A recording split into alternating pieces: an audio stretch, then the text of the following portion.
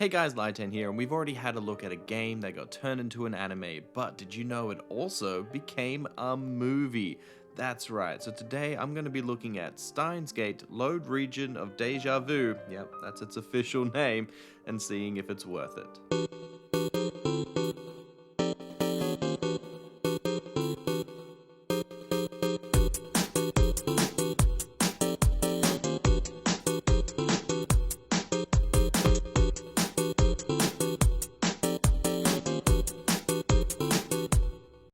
Steins Gate the Movie Load Region of Deja Vu was released in 2013, coming out 2 years after the anime.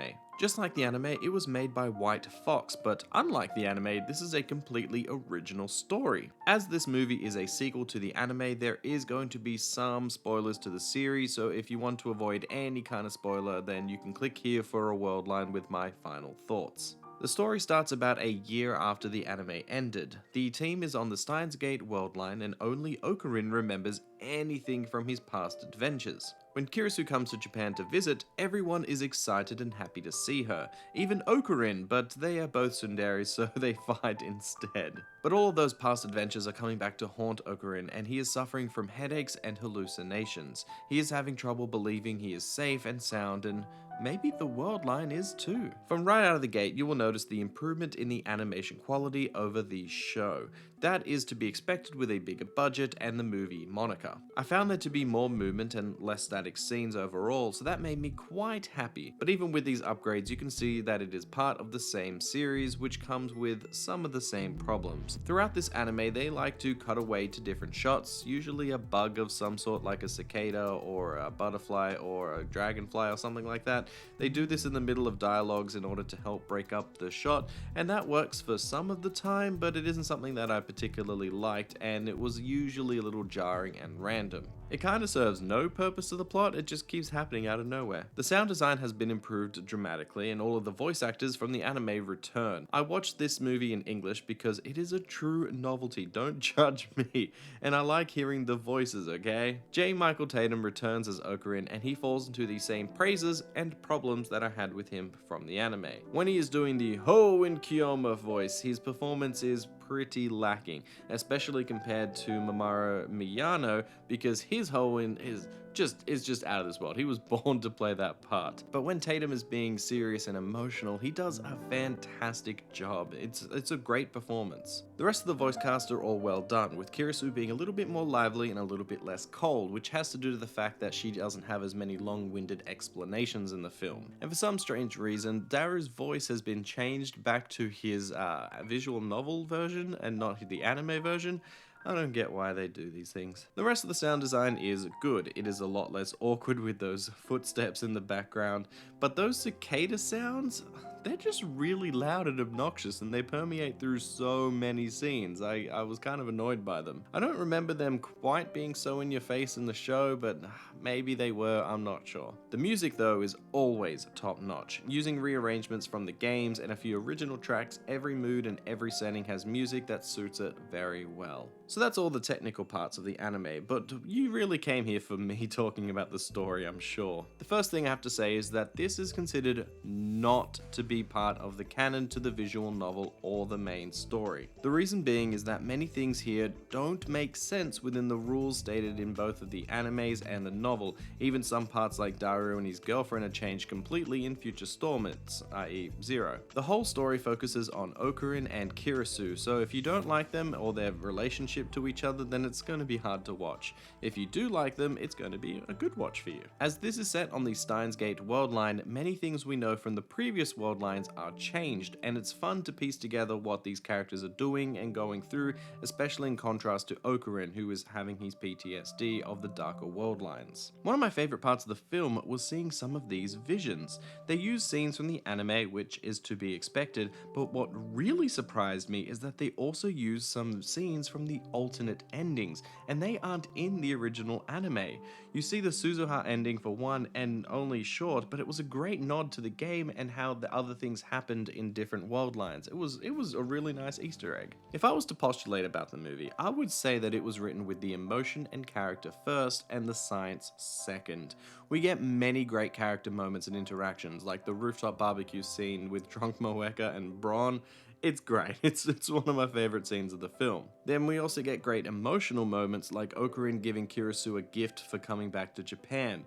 All of these and more really drive the film, but it does rely heavily on your investment with the characters. This isn't a movie you can watch without seeing the anime first. In the same vein as the anime, there is a little bit of tension in the first half, which is setting up the almost twist middle where all of the consequences can unfurl. The second half is more sad and emotional, with one of my favorite exchanges between Kirisu and Okarine on the bridge. The acting here from both of them and the emotion is on point in both English and Japanese. But what really took me out of diving fully into the film was the change to the rules and the science that was established from the anime.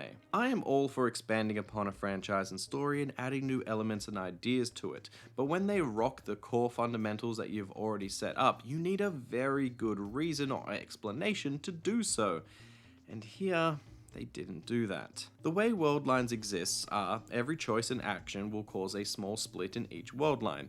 In some clumps there are attractor fields. These are really big events in history that must happen along those particular world lines in order for that to exist. They bring up Y2K in this regard, and we also know of two others from the first game. So when you change the past, the present needs to be rewritten and you jump to a different world line.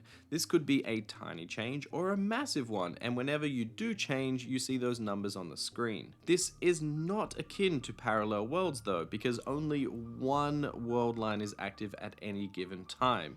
You can't hop from one to another, only change the one that you are currently on, the one that is currently active. The thing is though, is that after the change, everybody's memories are altered to fit the new world line, so you would never know if there was a change at all. Except for Okarine, because he has Reading Steiner, and a few other people get vague impressions in the form of Deja Vu. Now that you have a nice basic grasp on the rules, this movie breaks them. For some reason, Okarine knowing about the other world lines has destabilized his state on this current one, and he is slipping through the cracks, which makes no sense.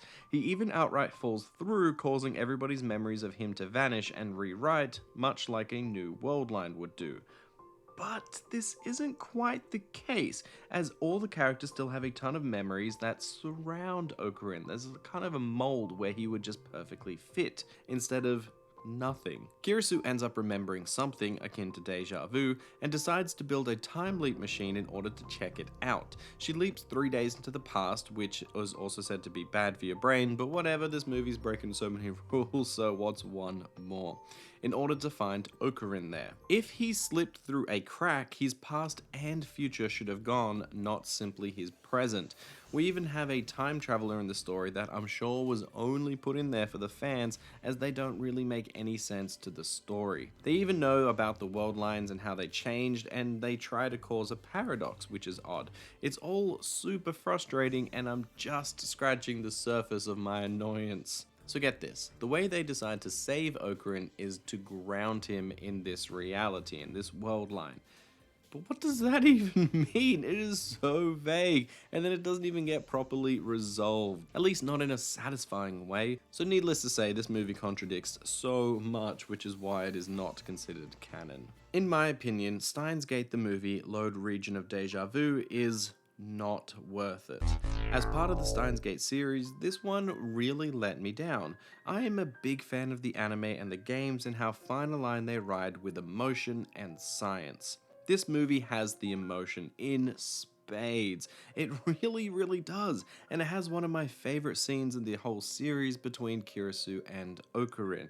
But the contradictions to the rules and the science and how they set up the story around it, I just couldn't get past. It really bugged me. If you are a massive Steins Gate fan, then there is no harm checking this out if you just want to see more of your favorite characters, but just go in knowing that it is not canon and just have some fun with the story instead. So guys, tell me what you thought about Steins Gate, the movie. Did you like it? Did you hate it? Did you get hung up on all that science and how they just changed the rules, or did you not care? I'm curious to know. Maybe I'm just an overthinker. And don't forget to subscribe, and I'll see you guys next time. Bye!